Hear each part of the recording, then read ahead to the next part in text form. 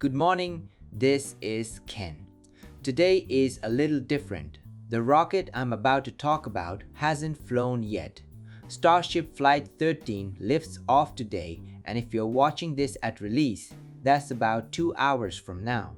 Last time, Flight 12 came close, but left some problems unsolved. Today, SpaceX tries to fix them. Let's break it down before it flies. Start with the clock. The launch window opens at 6045 in the evening, US Eastern Time, on July 16th. That's about 7004 tomorrow morning in Japan, roughly 2 hours after this video goes live.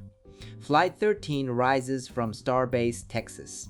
The vehicle is Booster 20 and Ship 40, the second of the new V3 generation. And it's ready.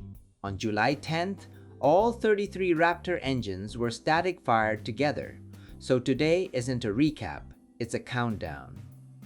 So what's being tested today? It's less about brand new goals and more about finishing old homework. Flight 12 in May was mostly a success, but its booster failed the soft splashdown. The cause, 5 of the 33 engines didn't relight cleanly, so the boost back burn ended early. Since then, the FAA closed its investigation and SpaceX made both hardware and operational fixes. So the single biggest thing to watch today is whether the booster can come back cleanly this time. That's the test. And there's a first today. Starship is carrying real satellites, deploying next-generation Starlink V3 in space for the very first time. There's a clever twist too. 6 of the satellites carry cameras to film Starship's heat shield during flight, and some tiles were deliberately painted white to simulate missing tiles, so SpaceX can study how the shield holds up. Because a rocket that only flies isn't a business. A rocket that carries something is. Today is the doorway from a test rocket to a real transport. But today, it's not going to orbit yet. It flies the same roughly 65-minute suborbital profile as Flight 12. The key moment is the in-space engine relight. Last time, SpaceX chose to skip it, but this is the capability. Starship absolutely needs to reach true orbit one day. Today, they try it again. And because the flight is suborbital, the satellites re-enter shortly after they deploy. In a way, today's flight is the final rehearsal before real orbital flight. Finally, why this matters. SpaceX develops by failing fast and learning faster. Today is the 13th flight, and with each one, the vehicle and the engines get measurably better. Compared to traditional rocket programs, the pace is staggering. And honestly, I think that cadence of iteration is SpaceX's single greatest weapon. If today goes well, the next flight, Flight 14, aims for full orbital insertion. So today is the step right before that.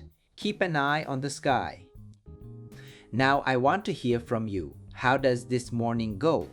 Do both the booster return and the in-space relight succeed? Does it fly but leave problems unsolved? Or does it scrub? Because with rockets, scrubs are normal too. Put your prediction in the comments. We'll all find out in a couple of hours. I'll cover the launch result in the next video. On this channel, I bring you Tesla and SpaceX news from an owner's point of view. If this was useful, hit subscribe and like. Thanks for watching, and let's enjoy the Tesla life together. Before we wrap up, let me take a moment to introduce myself. I drive a Tesla Model Y, and at home, I've installed a Tesla Powerwall, so I actually charge my car with solar energy. I truly believe Tesla is shaping the future, and that's why I share the latest news and insights here on this channel. I'm from Japan, but I want to connect with Tesla fans all around the world. That's why I also create an English version of my videos. YouTube now lets you switch the audio into your own language, so you can enjoy it in whatever language you prefer. Most of all, I'd love to connect with Tesla fans everywhere so we can support Tesla together. I also share updates on X, so feel free to follow me there and let's connect. And if you haven't already, please subscribe to this channel. I'd really appreciate it. Thanks for watching, and I'll see you in the next video.